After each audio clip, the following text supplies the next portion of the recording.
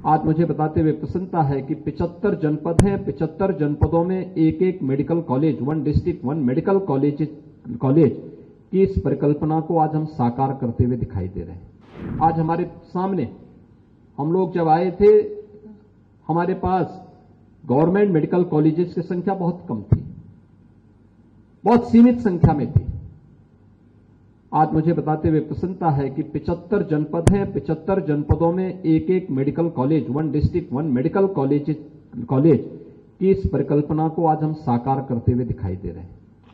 अगर जनपद स्तर पर लोगों को ये सुविधा उपलब्ध होती है तो मान करके चलिए कि जो भीड़ केजीएमयू में दिखाई देती है, ये भीड़ जनपद स्तर पर उसकी स्क्रीनिंग होगी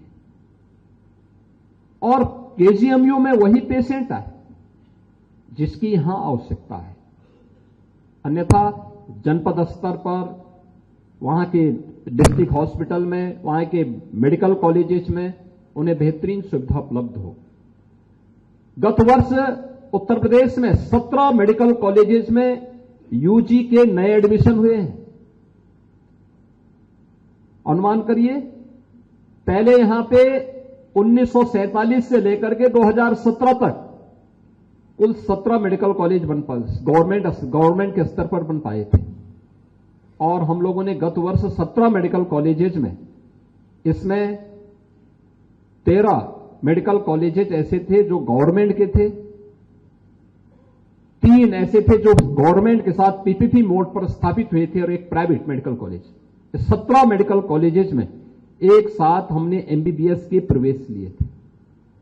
इस वर्ष भी कुछ नए केंद्रों में जो हमारे राज्य मंत्री की पीड़ा थी, उनकी यही पीड़ा थी कि गत वर्ष जिन 17 मेडिकल कॉलेजेस में एडमिशन हुई थी, अमेठी में भी होना था लेकिन वह एडमिशन नहीं हो पाया। संभवतः इस बार एनएमसी ने वहां का पहले चरण में उसको मान्यता देने की कार्रवाई को आगे बढ़ाया है और मैं मानता हूं कि इस वर्ष अमेठी मेडिकल कॉलेज में भी एडमिशन हो पाएगा। एडमिशन की प्रक्रिया तेजी के साथ आगे बढ़ रही है। आज आप देख सकते हैं कितनी तेजी के साथ स्वास्थ्य सेवाओं का विस्तार हुआ है। अगर ये स्वास्थ्य सेवाएं इतनी तेजी के साथ नहीं बढ़ती तो केजीएमयू के ऊपर आने वाले भार को कंट्रोल करने की क्या स्थिति होती। पहले अगर पूर्वी उत्तर प्रदेश के पेशेंट को मैं देखता था कि वहां पे अगर डेंगू हो गया तो डेंगू का पेशेंट, उसका उपचार पूर्वी उत्तर प्रदेश में कहीं नहीं होता था, सभी लोग यहां आते थे। सभी लोग इसी केजीएमयू की ओर दौड़ते थे और केजीएमयू में ही उन्हें यहां पे प्लेटलेट्स की सुविधा उपलब्ध हो पाती थी।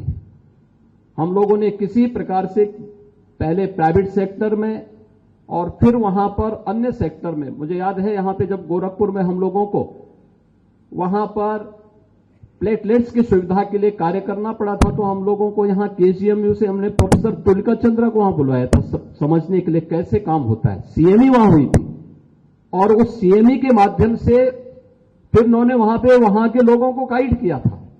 वहां पे ब्लड सेपरेटर यूनिट लगी, ब्लड एफिसिस यूनिट लगी।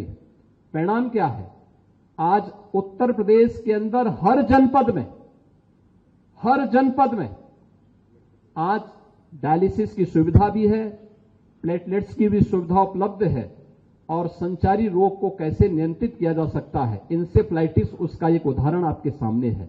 इंसेफ्लाइटिस के पेशेंट वर्तमान में, यह समय पूर्वी उत्तर प्रदेश में भय और दहशत का होता था लेकिन अब इस प्रकार की स्थिति नहीं है। आज लोग भयमुक्त वातावरण में जी रहे हैं कि उन्हें मालूम है कि इंसेफ्लाइटिस नहीं आ सकती, इंसेफ्लाइटिस से किसी मासूम की मौत नहीं हो सकती। याद रखना, बीमारी तो अपने आप में एक निरपेक्ष है, वह चेहरा देख करके नहीं आती।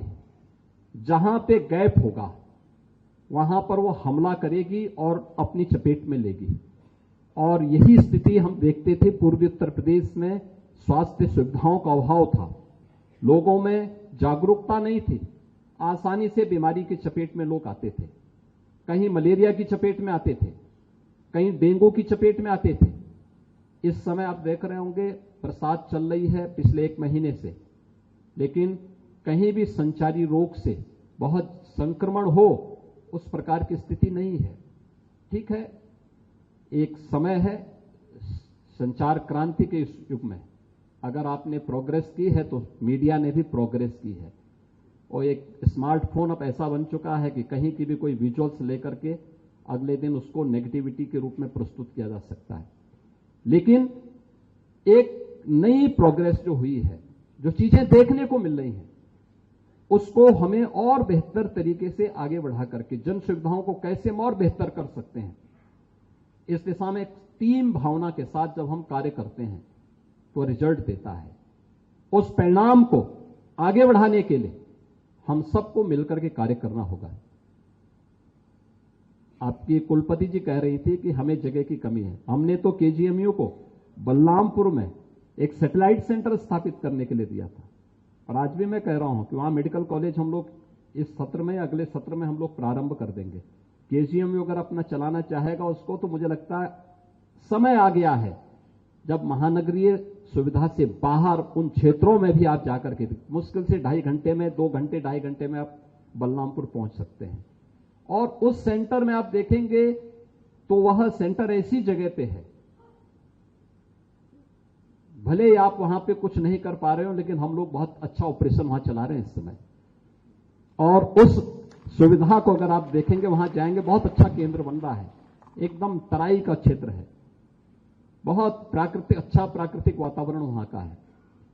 और उसे हमें श्रद्धेय अटल बिहारी वाजपेयी जी, जो देश के प्रधानमंत्री के रूप में जिनकी पहली कर्मभूमि बलरामपुर रही है, हमने उसी रूप में उस मेडिकल कॉलेज को हम वहां पर आगे बढ़ाने का कार्य कर रहे हैं। केजीएमयू इस दिशा में आगे बढ़े। मुझे अच्छा लगा कि गत वर्ष केजीएमयू ने यहां पर अपने फैकल्टी की बड़ी समस्या का समाधान किया है। आज नर्सिंग में और पैरामेडिकल में भी उत्तर प्रदेश के अंदर नए नए नर्सिंग कॉलेजेस स्थापित हो रहे हैं। होता क्या था, मेडिकल कॉलेज तो कभी बन भी जाता था, लेकिन नर्सिंग की तरफ या पैरामेडिकल की तरफ हम नहीं देख पाते थे। आज इस दिशा में भी कार्य प्रारंभ हुआ है, बहुत अच्छे काम प्रारंभ हुए हैं, क्योंकि पूरा बैकबोन मेडिकल हेल्थ की तो नर्सिंग है, और नर्सिंग सेवा जितनी मजबूत होगी हम उतने बेहतर परिणाम देने में सफल हो सकते हैं। और उस दिशा में भी जो कार्य प्रारंभ हुए हैं, यह एक अच्छी दिशा में किए जाने वाले प्रयास का हिस्सा है।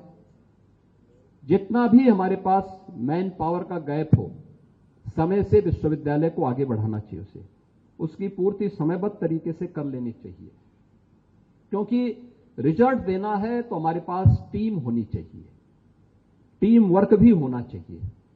वह परिणाम में अपने आप अपनी मेहनत से उसे बदल देगा। हम समय की गति के अनुरूप अपने आप को तैयार करें, इस विश्वास के साथ आज यहां पे 1000 करोड़ रुपए की लागत से जो ये उपहार केजीएमयू को और इसके माध्यम से प्रदेशवासियों को प्राप्त हो रहा है, इसके लिए केजीएमयू परिवार को बधाई देता हूं, प्रदेशवासियों को भी बधाई देता हूं। विश्वास करता हूं केजीएमयू अपनी इस गौरवशाली परंपरा को निरंतरता देता रहेगा। आप सबके प्रति मेरी मंगल में शुभकामनाएं हैं। धन्यवाद। जय हिंद।